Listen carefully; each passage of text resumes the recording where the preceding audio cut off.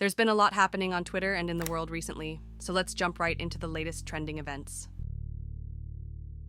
On April 24th, 2025, President Trump said he'll meet The Atlantic's Jeffrey Goldberg, who was accidentally added to a Signal chat in March where Trump officials shared Yemen strike plans. Trump calls it a test of The Atlantic's fairness, but Twitter's hashtag Signalgate is trending. Some users praise Trump's openness, others say the leak shows sloppy security.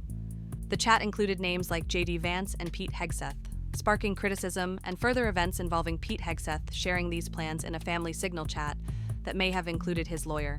Is Trump's meeting a smart move to control the narrative? Is this an attempt at dodging accountability for the breach, or distracting from the continued issue with Hegseth? On April 24th, 2025, the Trump Store started selling Trump 2028 hats, hinting at a third term despite the Constitution's two-term limit.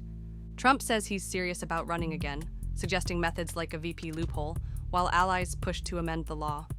Twitter's number Trump 2028 is trending. Some users back Trump, saying he's what America needs. Others call it a step toward dictatorship.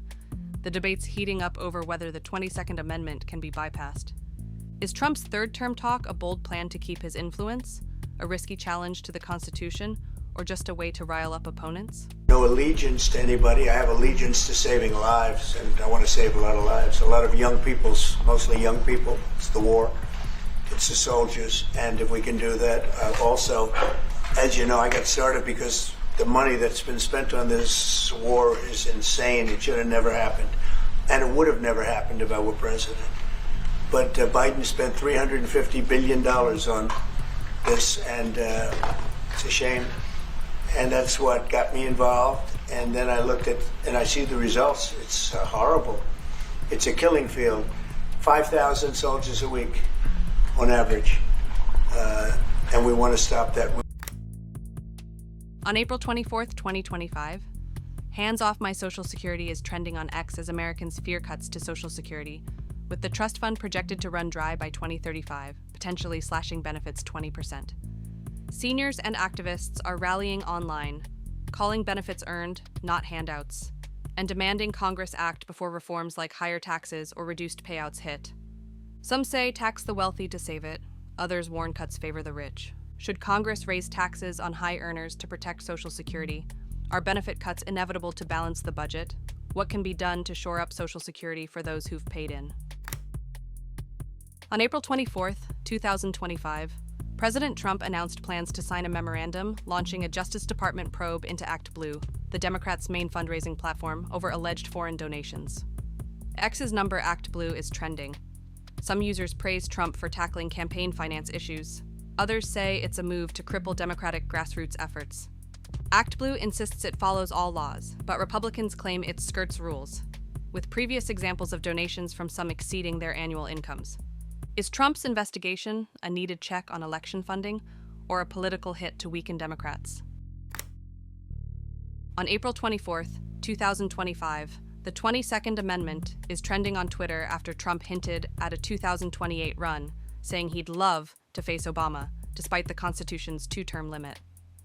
Trump's floated ideas like a VP loophole, while some allies push to amend the law. Social media users are split. Some back Trump's third term, others joke about Obama returning or warn of a constitutional crisis, and even more are screaming dictator. The 22nd Amendment bans both from running unless repealed, which experts call unlikely. Is Trump's third term talk a serious plan, a publicity stunt, or a risk to democracy? On April 24th, 2025, federal judges blocked 2 Trump executive orders, one requiring proof of citizenship to vote, and another cutting funds to sanctuary cities like San Francisco for not aiding deportations. The judges ruled both unconstitutional, citing voter disenfranchisement and illegal funding conditions. Twitter's number Trump blocked is trending. Some users hail the decisions as protecting rights. Others call the judges activists, undermining Trump's policies. The fights head to higher courts. Do these rulings safeguard democracy, or do they block needed election and immigration reforms? On April 24, 2025, the Federal Reserve eased crypto rules, letting banks offer Bitcoin custody and stablecoin services without prior approval. The move follows similar steps by other regulators aiming to boost innovation. Twitter's number crypto rules are trending. Many users say it's a game changer for crypto adoption, but some warn of risks like bank failures if assets aren't secured. Fed Chair Powell supports stablecoin laws to guide the shift. Should banks embrace crypto to stay competitive, or are the risks too high for financial stability? Let us know your thoughts in the comments. Don't forget to like and subscribe for more trending events.